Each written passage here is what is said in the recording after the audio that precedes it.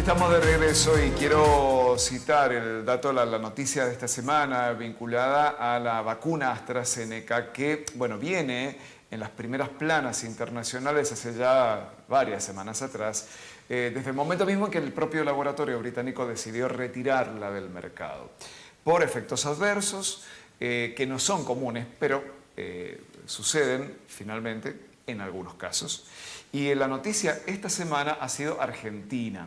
Hay una mujer de 39 años que se llama Flavia Ochoa, ella es oriunda de Córdoba y acaba de demandar por 100 millones de pesos a la empresa AstraZeneca y de manera subsidiaria también al Estado Nacional a través de la ANMAT, porque según consta, la denuncia que ingresó al Juzgado Federal de Río Cuarto, esta persona, reitero, Flavia Ochoa de 39 años, desarrolló el síndrome de Guillain-Barré con cuadriparesia.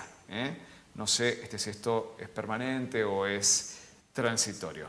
Ella asegura haber recibido la vacuna AstraZeneca el 4 de enero de 2022 y haber sufrido los efectos adversos inmediatamente. ¿Cuánto hay de cierto? ¿Cuánto se ha magnificado esto mediáticamente? A nivel internacional, a nivel nacional, ¿qué nos va a pasar a los que de buena fe pusimos el brazo y nos inmunizamos en alguna de las múltiples dosis con AstraZeneca? Se lo vamos a preguntar a quien es una autoridad en la materia, es una reconocidísima infectóloga de San Juan y también de la región, como la doctora Beatriz Alanitro. Bienvenida, Beatriz, gracias por acompañarnos. Bueno, gracias a ustedes. Hemos hecho la presentación así amplia y con tiempo para ponernos en tema, porque entiendo que hay, bueno, puede haber legítimo temor. Y entonces la pregunta es esa, ¿no? ¿Qué va a pasar? ¿Qué nos va a pasar? Bueno, yo creo que primero tenemos que recordar qué nos pasó, ¿no? Por ejemplo, hemos tenido confirmados unos 114 millones de casos en el mundo de COVID, con 2,5 millones de muertes, teniendo una mortalidad que no es tan alta si te pones a pensar, pero 2,5 millones de personas. Y bueno, y esto cambió rotundamente. En la Argentina fueron 130.000, por lo menos los notificados en aquella época, antes prevacuna, y cambió rotundamente cuando ingresaron las vacunas. Yo creo que eso no tenemos que partir de ahí. Entonces, los científicos y lo que digamos la humanidad necesitaba era frenar esta pandemia producida por un virus, ¿no? Un virus de la gripe, o sea, del grupo ¿no? Del COVID, que después se pudo identificar bien con los diferentes subtipos. Entonces, yo creo que a partir de ahí, por ejemplo, en este caso de la vacuna que estamos hablando, para no creer que me voy del tema, es la AstraZeneca, que la hizo la Universidad de Oxford. O sea que el Reino Unido es el que más experiencia ha tenido en estas vacunas y tiene bastante similitud con lo que fue el Sputnik, que fue la primera que todos acá en la Argentina nos pusimos. Yo, por ejemplo, mi segunda dosis fue AstraZeneca, que era lo que realmente había. Y ya nosotros, digamos desde nuestra Sociedad Argentina de Infectología, que formábamos comisiones para estudio de las vacunas y de los diferentes medicamentos y diferentes aspectos de la pandemia, por supuesto que ya sabíamos que había fenómenos adversos. Yo cuando me coloqué la AstraZeneca sabía que había una posibilidad ínfima de hacer trombosis. Estas trombosis, por ejemplo, es un fenómeno raro. Si uno se pone a ver en la cantidad de millones de dosis que se pusieron, fueron notificadas un ínfimo número de trombosis, pero no cualquier trombosis. Esto son trombosis que además estaban acompañadas de plaquetas bajas, o sea, decimos plaquetopenia o trombocitopenia. Y que producía en los grandes vasos. Y ocurría esto generalmente en mujeres menores de 65 años Y además tenía bueno, estas características que producía como una coagulación intravascular diseminada, o sea que fueron muy bien estudiados. Esos casos fueron muy concretos y se producían dentro de los primeros 10 días de colocada la vacuna. O sea que a esta altura, si alguien tiene una trombosis, no podemos decir que fue por la vacuna. Ni siquiera al mes ni a los 2 meses de lo que ocurrió. Ah, qué interesante esto, Beatriz, perdón, pero quiero subrayarlo. El efecto colateral indeseado de manifestarse era inmediato.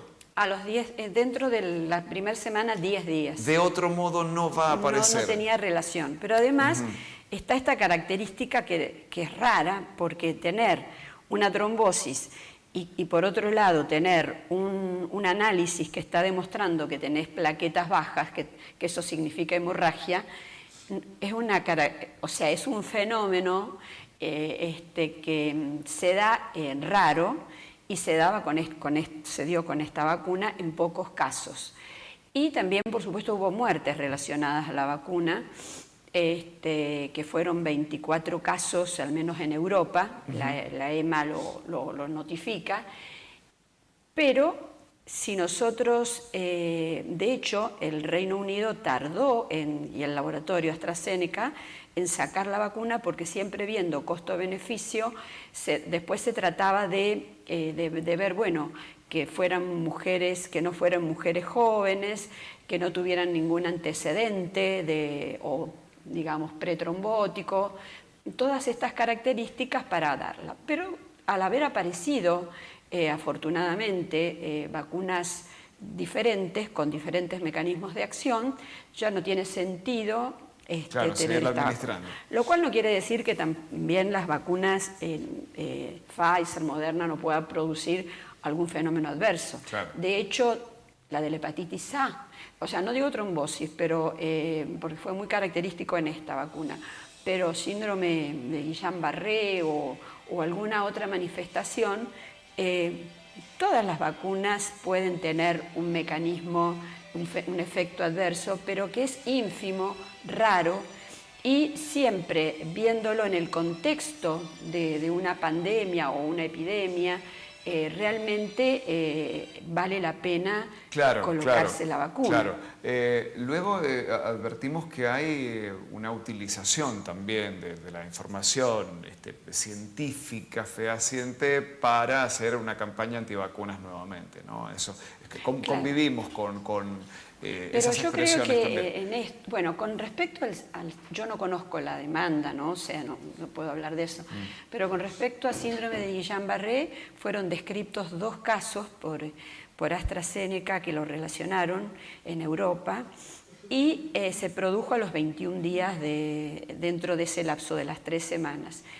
En esos casos creo que hubo buena evolución, pero bueno, también lo puede dar otras vacunas de las cuales no cuestionamos y sí, bueno, estamos cuestionando esto. Siempre hay una posibilidad, cuando uno se pone una vacuna, ustedes van a ver que en el certificado le ponen el lote de vacuna, o sea, hay una, digamos, una identificación de qué vacuna, de qué lote fue utilizada, si hay un fenómeno adverso se denuncia, y después los científicos relacionan o no ese fenómeno adverso con la vacuna. Tiene que estar relacionado. Claro.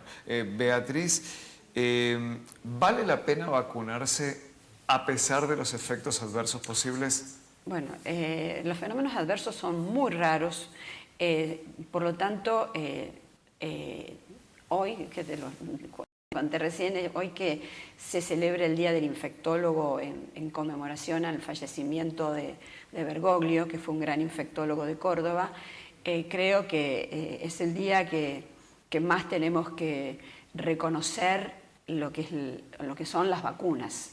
Las vacunas han cambiado la historia de la humanidad. Gracias a las vacunas no tenemos sarampión, rubiola, varicela. ¿Se acuerdan cuando ese niño murió que hubo por una complicación tardía de la varicela, que hizo una encefalitis y murió, hubo una ley, ¿no es cierto?, que incorporó, para incorporar gratuitamente a la vacuna de la varicela en el programa ampliado de inmunizaciones. Y es una vacuna virus vivos atenuados, que también tiene sus complicaciones, pero costo-beneficio, hasta se hizo una ley para que esa vacuna fuera incorporada, afortunadamente, ¿no? Entonces creo que tenemos que confiar en las vacunas, saber que algún fenómeno adverso lo tienen todas las vacunas, lo tienen todos los medicamentos, y la automedicación que hay, por ejemplo, en antibióticos, que es la nueva pandemia, que es la resistencia bacteriana, está generada gran parte también por la automedicación. Y a eso no le tenemos temor. No, no. Y no existe medicamento tampoco inocuo, ¿no? Exacto, y después, o sea, en este momento hay un riesgo de que si dejamos de vacunarnos contra el COVID, donde hay una indicación precisa, por ejemplo, mayores de 65 años o con comorbilidades, tenemos que vacunarnos, digo vacunarnos por yo entro, cada 6 meses, y claro, menores de 65 y sin comorbilidades una vez por año. Y esto hay que seguirlo, porque si no va a llegar un momento donde va a haber una población desprotegida, el virus sigue circulando y puede haber un nuevo brote. Claro. Aprovecho la presencia de Beatriz Alanitro y que estamos hablando de vacunas, ¿no?, para preguntarle respecto de la vacuna contra el dengue, ¿no?, que no está aconsejada ni desaconsejada desde la política sanitaria nacional, y hay familias que tienen la inquietud. Bueno, ahora digamos que la Comisión Nacional Argentina se ha expresado, han hecho una reunión, se ha expresado para incorporarla, por lo menos en las provincias con mayor número de casos. O sea que ya hay una apertura, porque sabemos que esta vacuna, el problema, digamos, que tiene para cortar un brote es que tiene 2 dosis, y la segunda es a los 3 meses. Es una vacuna a virus vivos atenuados, como es la de la rubiola, la del sarampión, la de la varicela, la de la fiebre amarilla, o sea que no es tan raro que sea así. Entonces no la pueden recibir los mayores de 60 años o aquellos que estén con tratamientos oncológicos o inmunosupresores. Esas personas no la pueden recibir. Fuera de esa población, dando 2 dosis, una ahora, otra a los 3 meses, estaríamos protegiendo para el próximo, digamos, verano, primavera, más allá que tenemos una circulación del mosquito que transmite el dengue, el Aedes aegypti todo el año, pero sabemos que en mayor proporción va a ser en los meses de mayor calor. O sea que sí, y además si hubiera, digamos, presupuesto, yo considero que, por ejemplo, en esta provincia también sería bueno que todas las personas que hayan tenido dengue reciban en forma gratuita la vacuna contra el dengue en este momento. Ahora, para protegerlos, porque sabemos que un segundo impacto puede tener mayor gravedad. Clarísimo. Beatriz, muchas gracias. Gracias a ustedes. Ha sido un placer como siempre. Beatriz Alanitro trayéndonos una necesaria claridad respecto de las vacunas cuando han sido nuevamente puestas en crisis a nivel internacional. Entonces, tranquilidad, aquel efecto colateral que no se manifestó hasta 3 semanas después de que te aplicaron AstraZeneca no va a aparecer. Ya está. Tranquilidad. Pausa, ya volvemos.